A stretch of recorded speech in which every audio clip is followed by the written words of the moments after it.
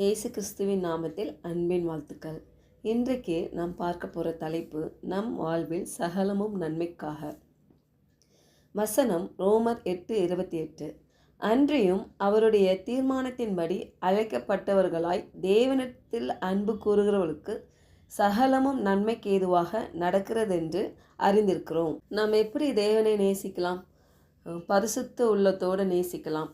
அதாவது மார்க்கு 12:30, உன் தேவனாகிய கர்த்தரிடத்தில் உன் முழு இருதயத்தோடும் உன் முழு ஆத்துமாவோடும் உன் முழு மனதோடும் உன் முழு பலத்தோடும் அன்பு கூறுவாயாக என்பதே பிரதான கற்பனை.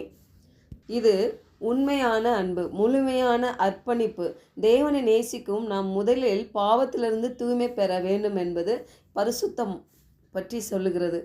தேவனாகிய கர்த்தரிடத்தில் நம் முழு இருதயத்தோடும் முழு ஆத்மாவோடும் முழு மனதோடும் முழு பலத்தோடும் அன்பு கூற வேண்டுமா? இதுதான் முதல் கற்பனை என்று சொல்லுகிறது. இரண்டாவது, வார்த்தைகளை கேட்டு நம்ம கீழ்ப்படிதல் வேண்டும். அதுதான் இரண்டாவது, அவர்கிட்ட நம்ம அன்பு செலுத்துறது. எப்படின்னா, நான் யோவான் 14:15 சொல்லுதுப்பாங்க, நீங்கள் என்னிடத்தில் அன்பாய் இருந்தால் என் கற்பனைகளை கை கொள்ளுங்கள். அப்படின்னா என்னிடத்தில் நீங்கள் அன்பாய் இருக்கிறீங்கன்னா அது எப்படி வெளிப்படுத்துறதுன்னா அவருடைய வார்த்தையாகிய வேத வசனத்தின் மூலமாய் நம்ம வாழ்க்கையை நடத்துவது, கீழ்ப்படிந்து நடத்துவது. அந்த நோக்கத்தோடு நம்ம அர்ப்பணிப்போட தேவ வார்த்தைக்கு பயந்து அந்த வழியில் நடக்கும் பொழுது அவருடைய சத்தத்துக்கு நம்ம என்ன பண்ணுறோமோ கீழ்ப்படுகிறவர்களாக இருக்கிறோமோ. இதுவும் முக்கியமாக நம்ம தேவனிடத்தில் அன்பு கூறுகிறோம் என்று ஒரு ஆதாரம். மூன்றாவது பாருங்களேன், பிறரை நேசிப்பதன் மூலம் தேவனை நேசிக்கலாமா? 1 யோவான் 4:20, தேவனிடத்தில் அன்பு கூறுகிறேன் என்று ஒருவன் சொல்லியும் தன் சகோதரனை பகைத்தால் அவன் பொய்யன். தான் கண்ட சகோதரனிடத்தில் அன்பு கூறாமல் இருக்கிறவன் தான் காணாத தேவனிடத்தில் எப்படி அன்பு கூறுவான்? 1 யோவான் 4:20 அப்படி சொல்லுது பாருங்கள். அப்போ நம்ம சொந்த சகோதரிகள், நம்ம கூட இருக்கிறவங்க, குடும்பத்தில் நம்ம கசப்பு, நம்ம ஏற்கனவே இந்த தியான பகுதியில் நம்ம பார்த்து வருகிறோம். நம்ம கோபப்பட்டாலும் பாவம் செய்யக்கூடாது. கோபம் வந்தாலும் அது இரவு நேரத்துக்குள்ளாக அதை என்ன பண்ணணும், அந்த கோபம் தீரணும், ஒரு மனம் ஆகணும். இந்த மாதிரி நம்ம அவருடைய வார்த்தைக்கு கீழ்ப்படிந்து வந்தால் தேவ திட்டத்துக்குள்ளாக நம்ம வாழ்க்கை நிறைவேறும் பாருங்கள். நடத்துவார் தேவன், அழகாக நம்மளை நடத்துவார்.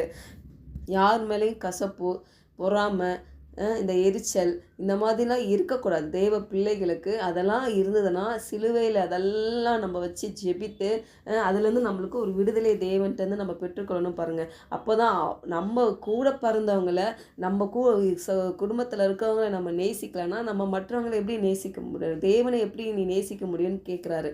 ஒருவேளை அவங்க நம்ம நேசிப்பு, நம்ம அன்பு அவங்களுக்கு தேவை இல்லை அப்படின்னா கூட நம்ம கடமைகளை, நம்ம வேலைகளை செய்வதன் மூலம் தேவன் அதெல்லாம் பார்க்கிறார் பாருங்க. அதுதான் ரொம்ப முக்கியம். தேவன் யாரையுமே பகைக்கிறது இல்லை. அவர் எல்லாருமே அவர் நேசிக்கிறார். பாவிகளை கூட அவர் நேசிக்கிற தேவன். அவருடைய பிள்ளைகளாகிய நாமும் அப்படியாக இருக்கணும் பாருங்கள். நம்ம இதயத்தில் கசப்பு இருந்துச்சுன்னா, வைராக்கியம் இருந்ததுன்னா, கோபம் இருந்துச்சுன்னா, சொந்த சகோதரன்கிட்ட கூட பேசக்கூடாத அளவுக்கு பிரச்சனை, அந்த மாதிரி ஒரு கோபமான ஒரு இடத்துக்கு நம்ம வச்சுருந்தோம்னா உண்மையில நம்ம தேவனை நம்ம என்ன பண்ண முடியாதா, முழுசாக அன்பு கூற முடியாது என்று சொல்லுகிறார். ஏன்னா தேவனை பார்க்க முடியாதுன்னே சொல்லுகிறார். ஒருவேளை இதை கேட்குற யாராவது நீங்கள் உங்கள் சொந்த குடும்பங்களில் உங்கள் சொந்த சகோதரி, கணவர், மனைவி, பிள்ளைகள் யாரோ சரி, உங்கள் ரத்த சம்மந்தப்பட்டவங்ககிட்ட நீங்கள் ரொம்ப கோபமாக இருக்கிறீங்க அப்படின்னா நீங்கள் பேசுங்க. அவங்க திருப்பி பேசுகிறாங்களா, பேசலையா, பழகாததெல்லாம் அவங்களுக்கும் அவங்க கடவுளுக்கு உள்ளது. ஆனால் நம்மளுடைய வேலைகள், நம்ம காரியங்கள் நம்ம கரெக்டாக என்ன பண்ணணும், கடவுள் வார்த்தைக்கு கீழ்ப்படிந்து நம்மளை யார் மேலே கசப்பு இல்லாமல் நம்ம அவங்களோட பேசி பழகணும். அவங்கள மன்னித்து நம்ம ஏற்றுக்கொள்ளணும். ஒரு நான்காவதாக நம்ம ஒரு டிசிப்ளினான உறவு, நம்ம ஒரு ரிலேஷன்ஷிப் வச்சுருக்கணும் பாருங்கள். தேவனோட நம்ம ரிலேஷன்ஷிப் வச்சுக்கணும். எப்படி? நல்ல ஜெபத்தின் மூலமாக அனுதினமும் ஜெபிக்கணும். அனுதினமும் ஜெபிக்கணும். இந்த டைம் அந்த டைம்லாம் இல்லை. உங்களுக்கு கடவுள் எந்த டைம் நீங்கள் எப்போ கடவுளுக்குன்னு ஒரு டைம் நீங்கள் தீர்மானம் வைத்திருக்கீங்களோ அந்த நேரங்களில் ஜெபிக்கிறோம். வேதத்தை மெடிடேட் பண்ணணும், தியானிக்கணும், ஆராதிக்கணும். 2 பாட்டு பாடி ஆராதிக்கணும். தேவனுடைய பிரசனம் இதெல்லாம் ரொம்ப முக்கியம். இதுதான் நம்ம தேவனோட உறவு கொள்ளுகிற பகுதிகள். தேவனை நெருக்கமாக நம்ம அறிய அறிய நாம் அவர் மீது முழு நம்பிக்கையோடு இருக்க வேண்டுமா. அப்போ அவர் அறிகிற அறிவில் தான் நம்ம என்ன பண்ண முடியும், ஆவிக்குரிய வாழ்க்கையில் வளர முடியும். அப்போது தினமும் அனுதினமும் எப்படி 3 வேளை உணவு சாப்பிட்றது போல் எப்போதும் அவரை நினைக்கலாம். பாருங்கள், ஜெபம்ன்றது ஒரு இடத்துல தனிமையாக ஜெபிக்கிறது நல்லதான். ஆனாலுமே நீங்கள் ஒரு இடத்துல பயணம் சென்று போடுறீங்க, பஸ்ஸில், ட்ரெயினில், ஃப்ளைட்டில், எந்த நேரமும் உங்கள் ஆவி தேவனை நோக்கி என்ன பண்ணலாம், விண்ணப்பம் செலுத்தலாம், துதிக்கலாம், அவரை ஆராதிக்கலாம், அவர் வார்த்தையை மெடிடேட் பண்ணலாம். நம்ம உள்ளான மனிதன் பலப்படுவான். பாருங்கள், இப்படி கூட ஜெபிக்கலாம். அந்நிய பாஷை பேசுவீங்கன்னா அதை பேசலாம். இப்படியாக தேவனோட நம்ம உறவு கொண்டு இருக்க தேவன் விரும்புகிறார். 5வதாக இயேசுக்காக வாழ வேண்டுமா. பாருங்களேன், ரோமர் 12:1 அழகாக சொல்லியிருக்கு இந்த வசனம். அப்படி இருக்க சகோதரரே, நீங்கள் உங்கள் சரீரங்களை பரிசுத்தமும் தேவனுக்கு பிரியமான ஜீவ பலியாக ஒப்பு கொடுக்க வேண்டும் என்று தேவனுடைய இரக்கங்களை முன்னிட்டு உங்களை வேண்டிக் கொள்ளுகிறேன். இதுவே நீங்கள் செய்யத்தக்க புத்தியுள்ள ஆராதனையா. பாருங்க, நம்ம சரீரங்களை பரிசுத்தமும் தேவனுக்கு பிரியமான ஜீவ பலியாக ஒப்பு கொடுக்கணும், நம்மளே அர்ப்பணிக்கணுன்றாங்க. நம்ம நான் சொன்ன இந்த 4 காரியமும் நம்ம பின்பற்றி வந்தால், கடைப்பிடித்து வந்தால், 5வது காரியம் என்ன, நம்ம அர்ப்பணிக்கிறப்போ அது உகந்த அது ஒரு பலியாக இருக்கும்னு சொல்லி பார்க்குறோம். அது தேவனுக்கு நம்ம அர்ப்பணிக்கிற ஒரு காரியம். பாருங்கள், தேவன் நம்ம மேலே அவர் திட்டத்தை வைத்து அவருடைய ராஜ்யத்துக்கு நம்மளை பயன்படுத்த முடியும். அப்போது தேவனிடத்தில் அன்பு கூறுவது என்பது என்ன பார்த்தோம், தினமும் நம் நேரத்தை செலவு பண்ணுகிறது, வேத வாசிப்பதன் மூலம், ஜெபித்தன் மூலம், ஆராதனை மூலம், அப்புறம் அவர் வார்த்தைக்கு கீழ்ப்படுதன் மூலமாக பிறருக்கு உதவுகிறது, நம்ம ஹெல்ப் பண்ணுறது, இதெல்லாம் தேவனுக்கு பிரியமுள்ள ஒரு நல்ல காரியங்கள். அப்புறம் தேவ வசனத்துக்கு கீழ்ப்படுகிறது, இதை மாதிரி காரியங்கள். அப்புறம் நம்ம அர்ப்பணிக்கிறது, இதெல்லாம் தேவனிடத்தில் நம்ம அன்பு கூறுகிறது என்று பார்க்குறோம். இந்த மாதிரி நம்ம செய்திருக்கும் போது அப்போ அவருடைய பெரிய திட்டத்தில் ஒரு பகுதியாக நாம் இருக்கிறோம். நம்ம எதை சந்தித்தாலும் நம்மை தேடி வரும் தேவனுடைய அன்பு ஒருபோதும் தளராதான். வாழ்க்கையின் எந்த சூழ்நிலையும் அவருடைய கிருபையை மாற்ற முடியாது. நம்மேல் அவர் மேல் வைத்திருக்க அந்த கிருபை மாறாது. நாம் சந்திக்கும் சோதனைகள், பிரச்சனைகள், ஏமாற்றங்கள், கண்ணீர்கள், கவலைகள், இது எதுவுமே நம்மை அசைக்க முடியாது. இதுதான் சத்தியம். தேவனின் அருமையான திட்டத்தை நமக்குள் வெளிப்படுத்துவதற்காக சில டைம் நம்ம வாழ்க்கையில் நடக்கிற ஒவ்வொரு விஷயத்தையும் தேவனின் திட்டத்தின் ஒரு பகுதியாக கூட நம்ம பார்க்கலாம். பாருங்கள், யோசிப்பை பற்றி பார்ப்போம். பாருங்கள், அவன் ஒரு நேர்மையானவனாக கூட இருந்த போதிலும் ஒரு கனவு அதை வெளிப்படுத்துகிறான். தனக்கு வந்த கனவை அதை கேட்டு உடன் பிறந்த சகோதரர்கள் பொறாமைப்பட்டு அவன் மேலே என்ன பண்ணுறாங்க, குழியில் போடுறாங்க, அப்புறம் வித்துடுறாங்க இல்லையா. அப்புறம் என்ன ஆகுது, திருப்பி அவன் ஒரு அடிமையாக கொண்டு போகிறான்.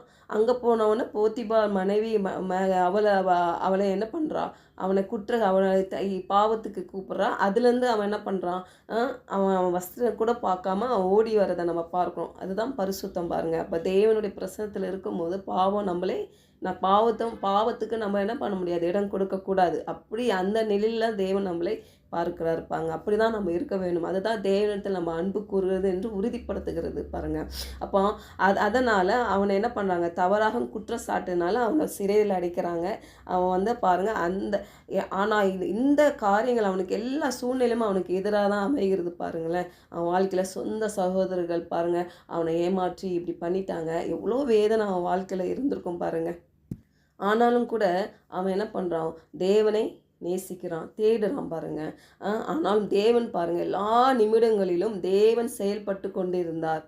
இறுதியாக என்ன பார்க்குறோம், அவன் வாழ்க்கையில் எகிப்தின் பிரதமராக உயர்த்தப்படுகிறான். அந்த பொசிஷன் கர்த்தர் அவனை வச்சு அழகு பார்க்குறாரு. பாருங்கள், அவன் குடும்பம் அவனை பகைத்தது, அவனை ஒரு பொறாமைனால கோபத்தில் இல்லை, நீ எங்களோட நீ பெரியவனா அப்படின்னு நினச்சி அவனை அற்பமாய் அவனை இவனுக்கு எவ்வளோ வேதனை இருந்திருக்கும் பாருங்களேன். ஆனால் அது அங்கே பத்தாதுன்னா அவன் அரண்மனையிலையும் இவ்வளோ வேதனைப்பட்டு அவன் சிறைச்சாலையில் இருக்கிறான், இவ்வளோ துன்பங்கள் அவன் பட்டாலும் கடைசியில் இறுதியாக கர்த்தர் அவன் மேலே ஒரு பெரிய பிரகாசமான ஒரு திட்டம் வைத்திருக்காருப்பாங்க. இதுதான் நம் தேவன். அவன் என்ன பண்ணான், தன் குடும்பத்தையே என்ன பண்ணுறான், அந்த பசியிலேருந்து காப்பாற்றுகிறான்னு பார்க்குறோம். அந்த இடத்துல தான் யோசேப்பை நம்ம பார்க்குறோம். அந்த உள்ளம் பாருங்கள், அவனுக்கு கசப்பு இல்லை பாருங்கள். நான் இவனை பாருங்கள், நம்ம சகோதரங்கள்லாம் ஒரு நாள் இப்படி பண்ணாங்களே, இவனால் நம்ம குடும்பங்களை இழந்து அந்த உறவை நான் இழந்து இத்தனை நாட்களாக தனிமையில் நான் இருந்தேன்னு கூட அவனுக்கு அந்த பழி வாங்குகிற எண்ணம் இல்லாமல் தன் சகோதரனை நேசித்து அப்பாவை நேசித்து அவங்களுக்கெல்லாம் உணவு கொடுத்து எவ்வளோ பாசமாக பாருங்கள். இந்த அன்பு தான் தேவன் பிள்ளைகளுக்கு இப்படிப்பட்ட அன்பு தான் இருக்கணும் பாருங்கள். கசப்பு வயராக்கு பழி வாங்குற எண்ணம் இருக்கவே கூடாது. இந்த வார்த்தை சொல்லுது, அவருடைய தீர்மானத்தின்படி அழைக்கப்பட்டவர்களாய் தேவனிடத்தில் அன்பு கூறுவர்களுக்கும் சகலமும் நன்மைக்கு ஏதுவாக நடக்கிறது என்று அறிந்திருக்கிறோம் பாருங்கள். இப்போ நம்ம சூழ்நிலைகள்லாம் சாதகமாக இல்லாமல் இருக்கலாம், வேதனையில் இருக்கலாம், பிரச்சனையில் இருக்கலாம், கண்ணீரில் இருக்கலாம், போராட்டத்தில் இருக்கலாம், இவ்வளோ புயல் போல் அமைந்திருக்கலாம். ஆனால் விசுவாசிங்க, நீங்கள் இந்த யோசிப்பை பாருங்கள், அவன் மனநிலைமை பாருங்கள், எந்த இடத்துல கத்தரை அவன் விடவே இல்லை பாருங்கள். நம்ம தேவன் அப்படிப்பட்ட தேவன், எல்லாத்துக்கும் ஒரு நன்மையை வைத்திருக்கார், தீமையும் நன்மையாய் மாற்றுகிற தேவன் நம்மோடு கூட இருக்கிறார். ஒரு விசுவாசம் உள்ளவர்களாய் நல்ல பலம் உள்ளவர்களாய் உங்கள் பயத்தின் ஆவியெல்லாம் விலகி போட்ட தேவன் பலமும் அன்பும் தெளிந்த புத்தியை கொடுத்திருக்கார் என்று ஒரு விசுவாசம் உள்ளவர்களாய் நம்ம தேவன் பராக்கிரங்களை செய்கிற தேவன். நம்மளை பார்த்து அழைக்கிறாரு. நம்மளை பார்த்து பராக்கிரசாலியே என்று அழைக்கிறார் பாருங்க. எதற்கும் கவலைப்படாதேன்னு என்று வசனம் சொல்லுது பாருங்க. எல்லாவற்றையும் என்ன இடத்துல கொண்டு வாங்க அப்படின்றாரு.